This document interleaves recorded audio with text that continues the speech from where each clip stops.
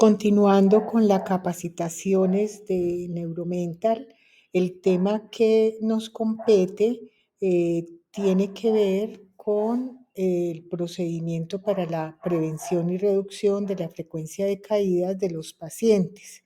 en la institución. Esto es con el fin de establecer las acciones que permitan disminuir el riesgo de que un paciente sufra una caída durante la atención en la IPS. Hay que tener en cuenta unos factores intrínsecos, unos factores extrínsecos, unos factores propios del sujeto, dentro de los cuales se denominan los intrínsecos y se encuentran las edades en menores de 5 años y mayores de 65, historias de caídas previas, alteración del estado de conciencia, alteración de la capacidad de la percepción sensorial, alteración de la capacidad motora, del nivel funcional, trastorno en las facultades mentales, dificultad o incapacidad para controlar esfínteres, existencia de barreras comunicativas, alteración de su desarrollo nutricional, obesidad, déficit vitamínico o pacientes en estado de deshidratación y mujeres en procesos de embarazo, parto o puerperio que puedan asistir a la institución. Cuando tienen que ver con sus propias patologías, sus propias enfermedades, están relacionadas directamente con las respiratorias, las neurológicas, cardíacas, articulares, inmunológicas, metabólicas o del músculo esquelético, que se ven reflejadas pues en la parte de la motricidad de cada uno de los usuarios o pacientes que ingresan a la institución. También son los factores derivados de la respuesta del paciente frente a la enfermedad,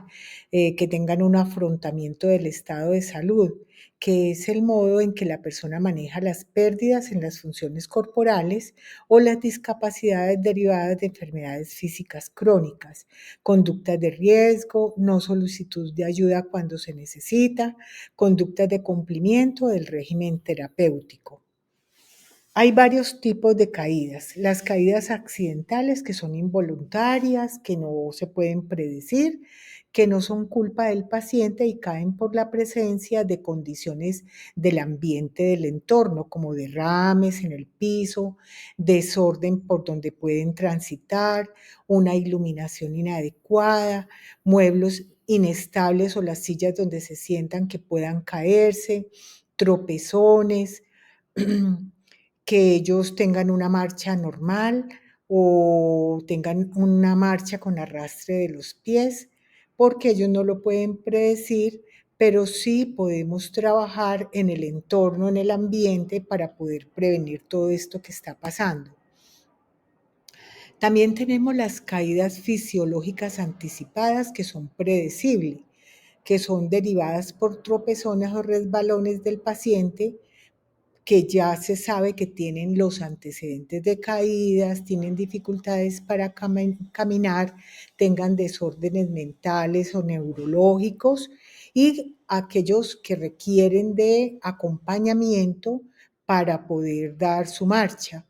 o que lleguen a la institución con líquidos para poder ser atendidos o en camillas. Las no anticipadas son aquellas que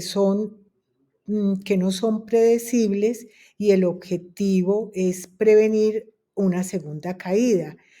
Son los pacientes que puedan tener desmayos o mareos, los ataques epilépticos, fracturas de cadera o medicamentos que estén tomando como antihipertensivos o los diuréticos. Para esto, entonces, el Ministerio de Salud y de la Protección Social, como hemos estado revisando, sacaron las prácticas seguras, eh, una específica que se llama Procesos para la Prevención y Reducción de la Frecuencia de Caídas, y que se instauran o dan lineamientos para los pacientes que utilizan silla de ruedas, que debemos verificar que tengan el freno puesto durante la atención y que tengan los cinturones, que exista una buena iluminación diurna o nocturna en la atención de los servicios que prestamos, que si ellos, los pacientes, requieren de dispositivos de ayuda, estén al alcance de ellos para poder transitar en la institución, que se mantenga ordenado el consultorio, retirando todo aquello que le pueda ocasionar un tropezón o como muebles, como cables, y evitar al máximo que se deambule o se camine en la IPS cuando el piso esté mojado. Entonces, esa práctica nos lleva a que respetemos la señalización y el secado rápido del piso. También dice que debemos, dentro de las prácticas seguras, facilitar que el baño sea accesible, que tenga todo el acondicionamiento para apoyarse durante su uso, que se tenga en los baños los timbres de llamados, que cuando lleguen a la institución tratar al máximo que los pacientes de alto riesgo estén usando calzado con una suela que no les permita hacer un deslizamiento por el piso, que cuando está un paciente en la cama, tratemos de enseñarle que antes de levantarse lo haga de una manera tranquila, calmada, para que evite una hipotensión ortostática. También mirar sobre el espacio, los ambientes en la institución, para lo cual pues ustedes conocen, se han hecho rampas específicas donde pueden deambular con las sillas de ruedas y no subir las gradas que son de uso del resto de usuarios y sus familias. Es muy importante que durante la atención a un paciente de alto riesgo de caídas se le informe a la familia y se le dé a conocer la importancia de que ellos se cuiden para poder asistir a la consulta o a los controles, las recomendaciones para minimizar sus caídas dentro de la IPS. Además, todo esto conlleva a que a estos pacientes, que luego de que se les aplique la escala de Downtown, eh, se les explique por qué son de alto riesgo. Es muy interesante esto. Específicamente en la institución se cuenta en el software de historia clínica, se encuentra la escala de Downtown, como la hemos hablado, que permite generar la alerta del alto riesgo de caídas. Cada uno de los puntos que están allí especificados y que tienen el asterisco, si sobrepasa 3 positivos, 3 asteriscos, quiere decir que el paciente es de alto riesgo y les promuevo, los motivo a que en las alertas de la historia clínica del software se coloque que es un paciente de alto riesgo. Las niñas que están atendiendo de frente a los usuarios también deben contar con la escala para que al clasificarlo y se le permita señalizarlo, identificarlo, para que cada que vemos a un usuario con esa identificación de alto riesgo, estemos muy atentos a su tránsito por la institución.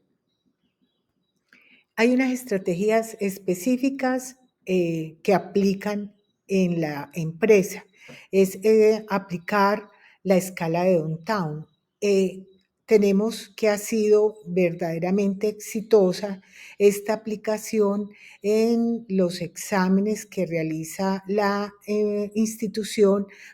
de apoyo diagnóstico. Ellos tienen al pie de la cama la identificación del paciente y su clasificación de riesgo. La estrategia es involucrar a todo el personal en la aplicación de la escala, teniendo en cuenta unos casos muy importantes como son los pacientes mayores de 65 años. evaluar entonces esta condición de las personas que ingresan y cuando están utilizando las camas, mantenerlas aseguradas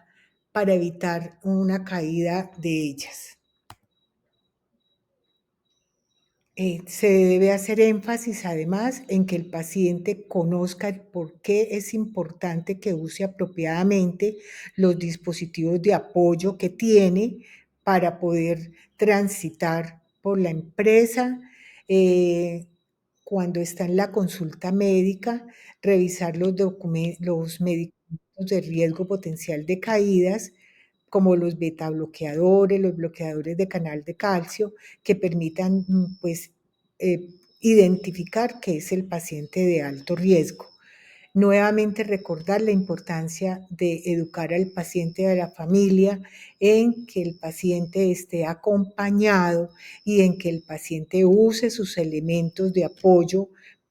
si los requiere para estar en la institución. Es muy importante, además, trasladar estas recomendaciones al hogar para evitar y minimizar el riesgo de una caída en su casa. Nos habla además la estrategia de este protocolo, que si un paciente no tiene el familiar o el acudiente en ese momento, lo más importante es que quien lo esté atendiendo ponga en práctica las medidas de prevención y acompañamiento hasta que llegue el familiar o acudiente y lo reciba. No podemos dejar estos usuarios solos haciendo un traslado en la IPS porque podría rápidamente caer y sufrir o un incidente o un evento adverso con una caída que traiga consecuencias a corto o largo plazo. Se dispone en la institución además de ayudas como silla de ruedas y cuando deambula en el baño, pues tienen también los elementos para ellos poderse, las barandas para poderse en ellos apoyar. Se dispone además como una barrera de superficies de suelo antideslizante que permite que no haya que los pacientes no se resbalen, que se cuenta además con una excelente iluminación. En los baños hay manera de tocar el timbre en caso de una emergencia y es pero muy importante la aplicación nuevamente de la escala de identificación del riesgo Downtown para poder visualizar cada uno de los pacientes que puedan ingresar en la institución. Entonces, como hemos estado revisando qué atenciones inseguras existen en cada uno de los temas que estamos tratando, cuando revisamos el tema de prevención de caídas, podemos identificar varios casos que deben ser de obligatorio